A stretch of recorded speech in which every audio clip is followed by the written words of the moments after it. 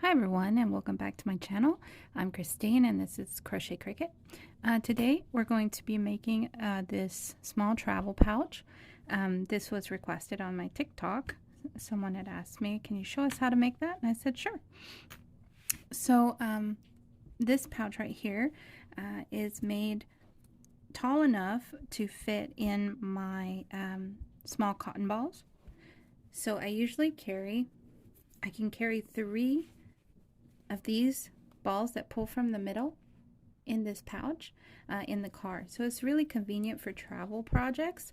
The zipper inside, I'll show you how to do that. Even though it's not my specialty, I'll show you how I did it. And I actually worked over this material twice. You work all the way up in one stitch and then you work all the way back down in another stitch, and so there are very few holes in this fabric. It's very sturdy fabric. Okay, great. So let's get started. For this project, you're going to need a category 1 cotton. I'm using the self-striping from Hobby. I'll put the color and link to this yarn in the description, so if you want to use the same kind you can. Otherwise, just use a category 1 cotton. And I'm using a 3.25 millimeter hook. I think I might have used a 3 millimeter hook the first time I did it. I made that bag a couple years ago, so we're going to try to recreate that effect now. And you'll need a darning needle and a pair of scissors. So the first thing we're going to do is we're going to make a slip knot. So I'm going to make my slip knot like that. Drop it on the hook. And we're going to make a chain as long as we want our bag to be. I'm just going to try to make a chain that's about this length. I'll come back and I'll tell you how many stitches that is in a second. Okay, so I've done a chain of 36. So that that's about the bottom of this. I'm not trying to be exact with it. And what we're going to want to do, so you make your chain as long as you want the bag, as wide as you want your bag to be, and then just do a single crochet in every stitch across until you get to the very last stitch, and then come back and I'll show you what to do from the last stitch. So we're back to the very last stitch here. So when you get to that that very last chain, you're going to want to work 3 single crochets in that space. That's going to help us to go around that corner. You can give the tail a tug if you want to tighten it back up. And then now what you're going to do is you're going to work all the way back on the opposite side of your chain in on the other half of the chain. So work 1 single crochet all the way back until you get back to the beginning, and then meet me back. So now I'm all the way back to the beginning, and in that very first stitch where I have my first single crochet, I'm actually just going to do 2 more single crochets, and that way we'll have 3 single crochets on each end. And this is what it looks like, the base of the bag so far. Okay, and then now I'm just going to do 1 single crochet in each stitch around for 2 more rounds, and then I'll meet you back. Okay, so now I have done my first 2, actually 3 rounds of single crochet, and this is how it's looking. If I didn't mention it before, I'm doing all this in continuous rounds, so I'm not joining, I'm just continuing on all the way around, and that's important if you're going to do it with the second layer on top, because it works kind of like a spiral. You work in continuous rounds to the top of your project, and then you will reverse yourself and work all the way back down in that spiral. So make sure you're doing continuous rounds, at least for this next part. And I would like to say that if you've never done surface crochet before, this stitching right here can be a little bit tricky for beginners or people that have never done it. So If you've never done surface crochet before, I would recommend you do a flat project before you try to do it on the inside of this bag. You may find it a little bit challenging to do that. And if you're a beginner, you don't have to do the surface crochet. You can do the whole bag in single crochet or the whole bag in half doubles, and it's going to look just fine. But if you want to get this effect here where you don't have any holes showing, then what we're going to do next from round 4 is we're just going to start half doubling. So in that first stitch of my 4th round, I'm going to start doing half doubles. And I'm going to do half doubles all the way up until I get my project tall enough to hold my stuff. So like for this, I wanted to be able to put yarn balls in there, so that's why I made it a bit taller.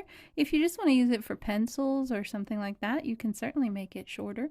It's up to you. So just work in continuous rounds, half double crochet until you get the project as tall as you want it to be, and then meet me back and I'll show you how to do the top edging and then how to come back down with the surface crochet. Okay, so I have done my half double crochet rows up into the point where this is the size bag I want to do this time around, and you can see I've used this bag for at least, I don't know, 2 or 3 years now, and I use it like all the time in the car, so it's kind of faded, but it's still holding up nicely. You can see how much brighter it is on this one that's brand new, how the colors just kind of pop, which is nice. So what I've done here on my last round, I'm actually stopping to do the half double crochets about 2/3 of the way on the last round, and that's because I'm doing continuous rounds. So here what I want to try to do is get rid of the little slant. So what I'm going to do is I'm going to do the last third of this in single crochet. I'm going to join, and then I'm going to do 1 round of single crochet. So you'll do half doubles all the way up until you're almost done, and on your last round, 2/3 of the way across the back of that round before you finish, switch to single crochet to even out your fabric so that it won't have a slant in it.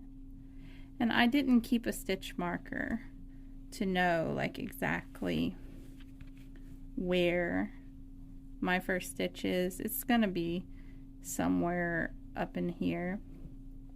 So I'm just gonna get to the edge somewhere here and join. Okay, and then that kind of helps it to even out a little bit, right? And I'm gonna now do 1 last round in single crochet. So I will chain up once to kind of get the height here. I'll go into that same stitch that I joined into. So whatever is your first stitch of your round, or just like one of the stitches very near to the first stitch if you didn't keep track like me. And then we'll do 1 round of single crochet, and I'll come back once we've done that. Okay, so I did 1 single crochet all the way around. I'm right back to where I chained up and did my first single crochet. So I'm going to slip stitch into that first single crochet to join for that round. Now you can be finished here. That could be the bag. This is how it looks with half doubles. This is how it looks with single crochets. So you could do the whole bag in single crochet. You could do the whole bag in half double. And if that's if you're happy with that, then that works just fine. What you have here though is a fabric that does have a little bit of holes in it, so I think it's fun to go back over the top of it with surface crochet, and it just makes the fabric pretty solid. I don't think I did it on this bag, but what I typically do on all my bags now is I'll start by doing slip stitching actually all the way across this top single crochet round first. So you can go all the way around and slip stitch into each one. I just like how that doubles up the edge up here at the top, makes it a little bit stronger for when I sew in my liner or my zipper. In this case I just did a zipper. So let's go all the way around one time, slip stitching into each one of those single crochets, and then we will do our reverse slip stitching back across the half doubles when we get back. So let's do that slip stitching across the top first. So we're getting back to where we started with the slip stitching across the single crochet border. Okay, and you can see how that just makes it a little bit more neat across the top. Like I said, I don't think I did it on this one. This is one of my oldest ones that I've done. I've done many since then. And so now what I think is the fun part for me, the little bit more challenging part, is to go back across it with with the slip stitching on these half double crochet holes. So you have to kind of see where you stop doing your continuous rounds. That is going to be where you're going to want to start with your surface crochet. So I'm just going to hop down to that spot, which was technically my last stitch, right, for my continuous rounds right before I joined, and I'm going to do a slip stitch there. Then I'm going to turn the work upside down, and now you're going to have to keep your hand inside the bag holding the yarn while you flip the work over, and you just want to follow along. The first round was single crochet, right? So we're actually going into the spots between each single crochet. It gets a little bit more noticeable when you get back around here to where you started, because then you start doing the half doubles, and the holes for the half doubles, the holes that half doubles leaves are a lot more noticeable than the little holes between the single crochets. But because we did one row of single crochet, we have that, and you could skip it. But you're going to kind of have to blindly go in and grab your yarn from the back. So I insert my hook into the space that was left underneath the single crochet, and I find my yarn that I'm holding inside the bag, pull it up and pull it through and do a surface stitch. And every single space across, I just pull it through.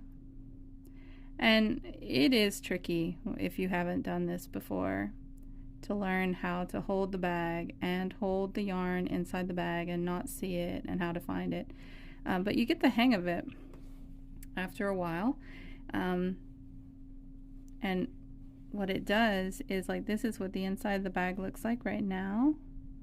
But if we look at the inside of this bag, you'll see it has the little lines right there in between, and so that's the back of the surface crochet on the inside of the bag. So we're going to keep going around in a spiral underneath the stitch of each single crochet, and then when we get back around at the end, I'll come and show you. You kind of just go with the spiral down to the next round. So I'll come back when I get around this first round with the surface crochet. Okay, so I have done surface crochet on the first row round. that was underneath the single crochet round at the top, and I'm almost back to the beginning here. You can see that's where I joined. This is where I started out with my surface crochet. So I just have a couple of spaces left, and you see, because we worked in a spiral, it just kind of goes under the previous round. So you're going to keep going around all the way down, doing slip stitches until you get back down to the very first half double crochet that you did after your single crochet base. So you can see I didn't do this slip stitching into the single crochets at the bottom, so you'll do it all the way down into whatever corner you started your half double crochets in, and you may want to sew in your tail on the inside, your starting tail, before you get down there, because that may get in your way, right? You may accidentally pick that up trying to do this stitch. So let's do that. Let's slip stitch all the way to the bottom, and then the next step will be to add in a zipper, and you'll be all done. So I'll meet you back for that. Okay, so I've finished with the slip stitching down to the base of my bag. This is what it comes out like, how it's looking. You can see on the inside how it looks. Okay, so the very last step is going to be to add the zipper, or the lining and zipper, to your bag. I'm going to do a separate tutorial showing you how to add a zipper, kind of a beginner level for that. But before I do, I wanted to show you some other variations of this technique. You can do it in all one solid color. So this is how it looks in a solid color with the zipper lining inside. That's one solid color. You can do it with a solid color in the back with a variegated self-changing color yarn on top. I don't have a zipper in this one just yet. That's how it looks on the inside, the striping. And you really don't need a liner, because this fabric is very thick and sturdy that we make by doing this technique. You can do the self-changing yarn on the bottom with the dark color on top. Really kind of gives it a tie-dye look. And that's what that one looks like inside. Kind of hypnotic. Or you can change it up, and you can do different colors in the solid on stripes. And I didn't put yet the zipper in this one. Those are the different variations that you can do, all with the same pattern that I've showed you today. Okay, so I hope you enjoyed that bag pattern, and please continue on to the zipper tutorial to finish your bag.